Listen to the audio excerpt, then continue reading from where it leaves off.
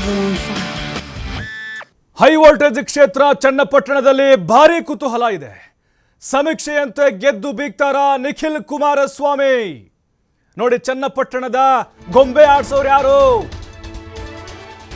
ಗೊಂಬೆ ನಾಡು ಚನ್ನಪಟ್ಟಣ ಇಡೀ ದೇಶದ ಗಮನ ಸೆಳೆದಿದೆ. ಸಮೀಕ್ಷೆಯಲ್ಲಿ ಬಂದಿರೋದು ಎನ್ಡಿಎ ಅಭ್ಯರ್ಥಿ ನಿಖಿಲ್ ಗೆಲ್ತಾರೆ ಅಂತ. ಆದ್ರೆ ಅದೆಲ್ಲವನ್ನ ತಲೆ ಕೆಳಗೆ ಮಾಡಿ ಎಚ್ಡಿಕೆ ಫ್ಯಾಮಿಲಿಗೆ ಟಕ್ಕರ್ ಕೊಡ್ತಾರ ಸಿಪಿ ಯೋಗೇಶ್ವರ್. ನಾನೇ ಗೆಲ್ತೇನೆ ಅನ್ನುವಂಥ ವಿಶ್ವಾಸದಲ್ಲಿದ್ದಾರೆ ಸೈನಿಕ. ಕನಿಷ್ಠ 10 ರಿಂದ 30 ಸಾವಿರ ಮತಗಳ ಅಂತರದಿಂದ ಗೆಲ್ಲುವ ವಿಶ್ವಾಸದಲ್ಲಿದ್ದಾರೆ. ಕ್ಷೇತ್ರದ ಜನ ಕೂಡ ಸಿಪಿ ಯೋಗೇಶ್ವರ್ ಗೆಲ್ಲಬಹುದು ಅಂತಿದ್ದಾರೆ. ಇತ್ತ ಸಮೀಕ್ಷೆ ಹಿನ್ನೆಲೆ ಜೆಡಿಎಸ್ ನಾಯಕರು ಕೂಡ ಬಹಳ ವಿಶ್ವಾಸದಲ್ಲಿದ್ದಾರೆ. ನಿಖಿಲ್ ಹೆಚ್ಚಿನ ಮತಗಳಿಂದ ಗೆಲ್ತಾರೆ ಅನ್ನುವಂಥ ಕಾನ್ಫಿಡೆಂಟ್ ನಲ್ಲಿದ್ದಾರೆ. ಹಾಗಾಗಿ ಪ್ರತಿಷ್ಠೆ ಕಣವಾಗಿ ಮಾರ್ಪಟ್ಟಿದೆ ಚನ್ನಪಟ್ಟಣ ಕ್ಷೇತ್ರ. ಇಲ್ಲಿ ಯಾರೇ ಗೆದ್ರೂ ಕೂಡ ಜಾಸ್ತಿ ಮಾರ್ಜಿನ್ ಏನು ಇರೋದಿಲ್ಲ, 10,000 ಒಳಗಡೆ. ಯೋಗೇಶ್ವರ್ ಕೂಡ ಗೆಲುವಿನ ಉತ್ಸಾಹದಲ್ಲಿದ್ದಾರೆ. ಕಾಂಗ್ರೆಸ್, ಅದರಲ್ಲೂ ಡಿಕೆ ಬ್ರದರ್ಸ್ ಮತ್ತು ಎಚ್ಡಿಕೆ ಫ್ಯಾಮಿಲಿ ನಡುವೆ ನಡೀತಾ ಇರುವಂತಹ ಯುದ್ಧ ಇದು. ಏನೆಲ್ಲ ಆಯಾದುವಲ್ಲಿ ರಾಜಕೀಯ ಬೆಳವಣಿಗೆಗಳು, ಬದಲಾವಣೆಗಳು ಕೊನೆ ಕ್ಷಣದಲ್ಲಿ ಅಂತೇಳಿ ನೋಡಿದ್ದೇವೆ.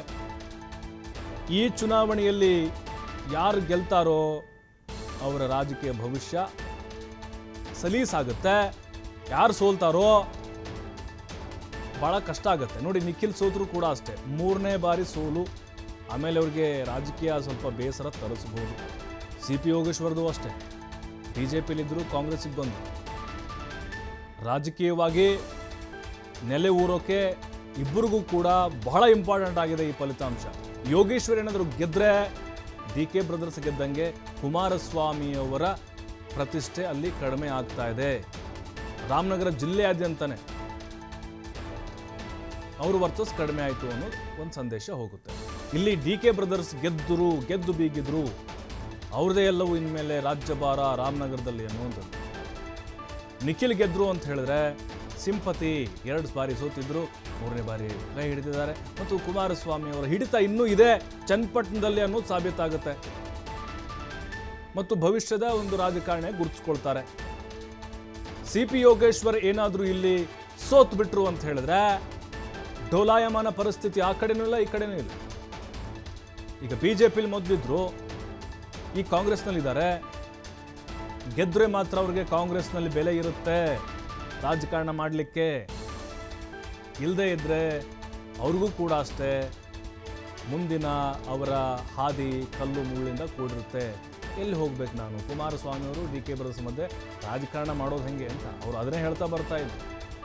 ಎಲ್ಲ ನನ್ನ ಟಾರ್ಗೆಟ್ ಮಾಡ್ತಾ ಇದ್ರು ಅಂತ. ಹಾಗಾಗಿನೇ ಬಹಳ ಪ್ರತಿಷ್ಠೆಯಾಗಿ ತೆಗೆದುಕೊಂಡು ಎರಡೂ ಕಡೆಯವರಿಂದ ಭರ್ಜರಿ ಮತಬೇಟೆ ನಡೆದಿತ್ತು. ಎಲ್ಲ ಕುತೂಹಲಗಳಿಗೆ ನಾಳೆ ತೆರೆ ಬೀಳುತ್ತೆ. ಸಮೀಕ್ಷೆನೇ ಅಂತಿಮ ಅಲ್ಲ, ಏನು ಬೇಕಾದರೂ ಆಗ್ಬೋದು. ಮತದಾರ ಪ್ರಭು ಏನು ಬೇಕಾದರೂ ಬರೆದಿರಬಹುದು.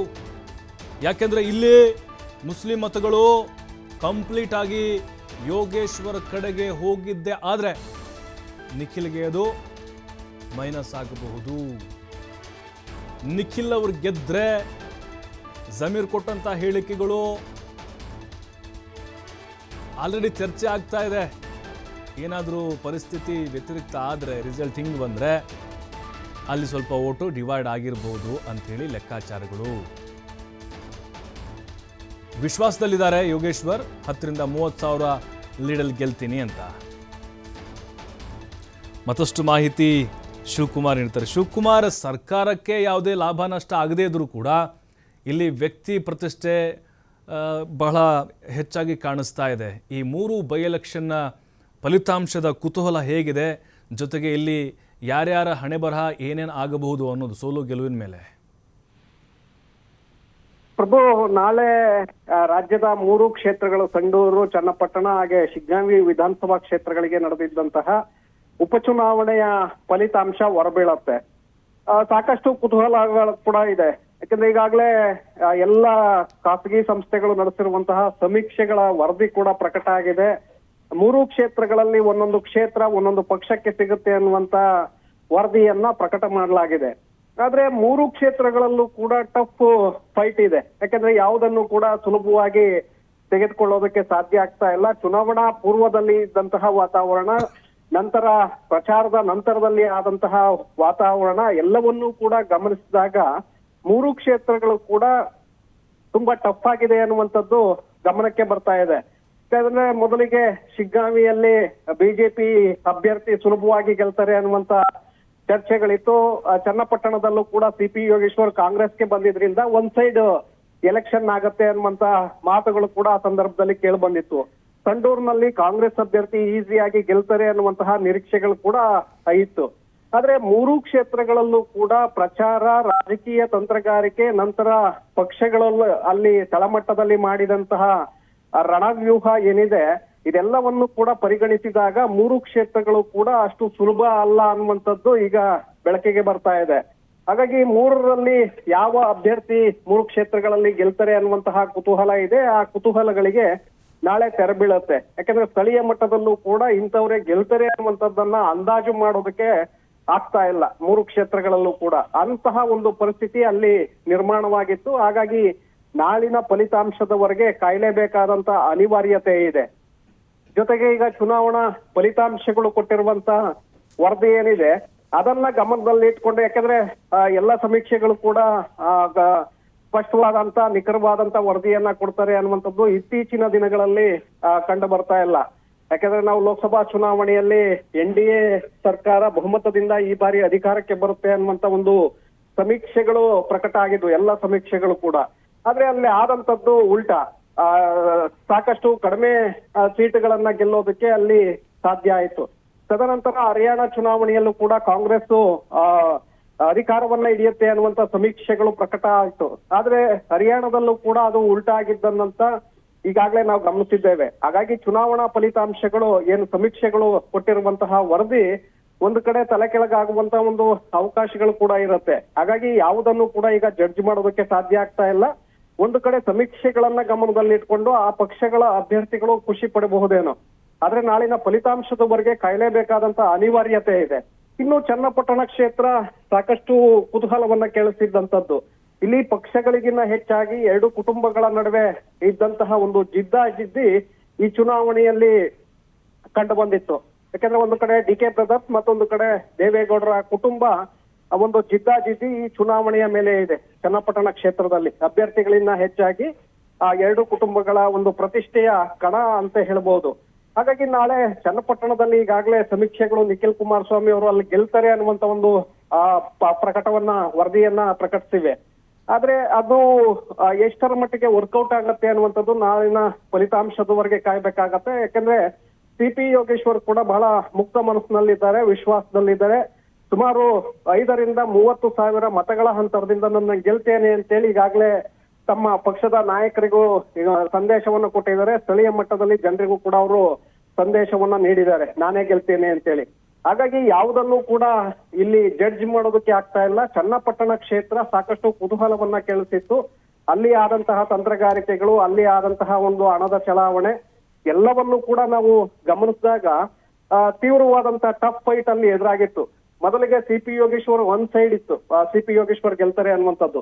ಆದ್ರೆ ಚುನಾವಣೆಯ ನಂತರದಲ್ಲಿ, ಪ್ರಚಾರದ ನಂತರದಲ್ಲಿ ಆದಂತಹ ಬೆಳವಣಿಗೆಗಳು 2 ಅಭ್ಯರ್ಥಿಗಳು ಕೂಡ ಬಹಳ ಕಠಿಣ ಸ್ಪರ್ಧೆಯನ್ನ ಒಡ್ಡಿದ್ದಾರೆ ಅನ್ನುವಂಥದ್ದು ಬೆಳಕಿಗೆ ಬಂದಿತ್ತು. ಹಾಗಾಗಿ ನಾಳೆ ಚನ್ನಪಟ್ಟಣದಲ್ಲಿ ಯಾರು ಗೆಲ್ತಾರೆ ಅನ್ನುವಂಥದ್ದನ್ನ ನಾಳೆ ನೋಡ್ಬೇಕಾಗತ್ತೆ. ಇಲ್ಲಿಯವರೆಗೂ ಕೂಡ ಅದನ್ನ ಜಡ್ಜ್ ಮಾಡೋದಕ್ಕೂ ಕೂಡ ಕಷ್ಟ ಆಗಿದೆ ಪ್ರಭು. ಶಿವಕುಮಾರ್, ಈಗ ವೈಯಕ್ತಿಕವಾಗಿ ಚನ್ನಪಟ್ಟಣ ನೋಡೋದಾದ್ರೆ, ಅಭ್ಯರ್ಥಿಗಳನ್ನು ವಿಚಾರ ನೋಡೋದಾದ್ರೆ, ನಿಖಿಲ್ 3ನೇ ಬಾರಿ ಸೋತ್ರೆ ರಾಜಕೀಯ ಭವಿಷ್ಯ ಮುಂದೆ ಕಷ್ಟ, ಬೇಸರ ತರಿಸ್ಬೋದು ರಾಜಕೀಯ. ಇನ್ನು ಯೋಗೇಶ್ವರ ಸೋತ್ರೆ ಅಲ್ಲಿ ರಾಜಕೀಯ ಮುಂದಿನ ನೆಲೆ ಕಂಡುಕೊಳ್ಳೋದು ಹೇಗೆ ಅನ್ನುವಂಥದ್ದು, ಅಂದರೆ ಇಬ್ಬರದು ಲಾಭ ನಷ್ಟದ ನೋಡೋದಾದ್ರೆ ಪ್ರಭು, ಚನ್ನಪಟ್ಟಣ ಕ್ಷೇತ್ರದಲ್ಲಿ ಇಬ್ಬರು ಅಭ್ಯರ್ಥಿಗಳು JDS ನಿಂದ ಮೈತ್ರಿ ಅಭ್ಯರ್ಥಿಯಾಗಿ ನಿಂತಿರುವಂತಹ ನಿಖಿಲ್ ಕುಮಾರಸ್ವಾಮಿ ಅವ್ರಿಗೂ ಕೂಡ 3ನೇ ಅದೃಷ್ಟ ಪರೀಕ್ಷೆ. ಆ ಕಡೆ ಸಿಪಿ ಯೋಗೇಶ್ವರ್ ಅವ್ರಿಗೂ ಕೂಡ 3ನೇ ಅದೃಷ್ಟ ಪರೀಕ್ಷೆ. ಯಾಕಂದ್ರೆ ಯಾರು ಗೆದ್ರು ಕೂಡ ಅಲ್ಲಿ ಪ್ರತಿಷ್ಠೆ ಹೆಚ್ಚಾಗತ್ತೆ ವೈಯಕ್ತಿಕವಾಗಿ ಕೂಡ. ನಿಖಿಲ್ ಕುಮಾರಸ್ವಾಮಿ ಅವ್ರಿಗೆ ಒಂದು ವೇಳೆ ಸಮೀಕ್ಷೆಗಳಂತೆ ಅಲ್ಲಿ ಗೆಲುವನ್ನ ಕಂಡಿದ್ದೇ ಆದ್ರೆ ಅವರು ಫ್ಯೂಚರ್ ನಲ್ಲಿ JDS ನ ಪ್ರಬಲ ನಾಯಕರಾಗಿ ಬೆಳೆಯೋದ್ರಲ್ಲಿ ಯಾವುದೇ ರೀತಿಯಾದಂತಹ ಸಂಶಯಗಳಿಲ್ಲ.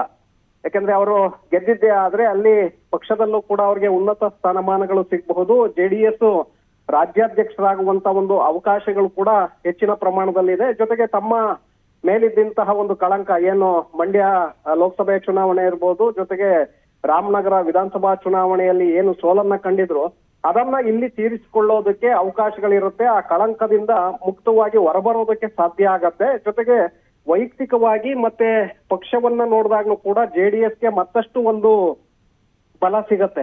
ಮುಂದಿನ ದಿನಗಳಲ್ಲಿ ಜಿಲ್ಲಾ ಪಂಚಾಯತ್ ಚುನಾವಣೆಗಳು ಅಥವಾ BBMP ಚುನಾವಣೆಗಳು, ಬರುವಂತಹ ತಾಲೂಕ್ ಪಂಚಾಯತ್ ಚುನಾವಣೆಗಳು, ಇದರಲ್ಲೂ ಕೂಡ JDSನ ಒಂದು ಪ್ರಾಬಲ್ಯ ಹೆಚ್ಚಿಸಿಕೊಳ್ಳೋದಕ್ಕೆ ಅವಕಾಶಗಳು ಸಿಗತ್ತೆ. ಈಗ ಒಂದು ವೇಳೆ ಸೋತಿದ್ದೆ ಆದ್ರೆ ಎಲ್ಲೋ ಒಂದು ಕಡೆ ಮತ್ತಷ್ಟು ಹಿನ್ನಡೆ ಆಗುವಂತ ಸಾಧ್ಯತೆಗಳು ಕೂಡ ಇರುತ್ತೆ.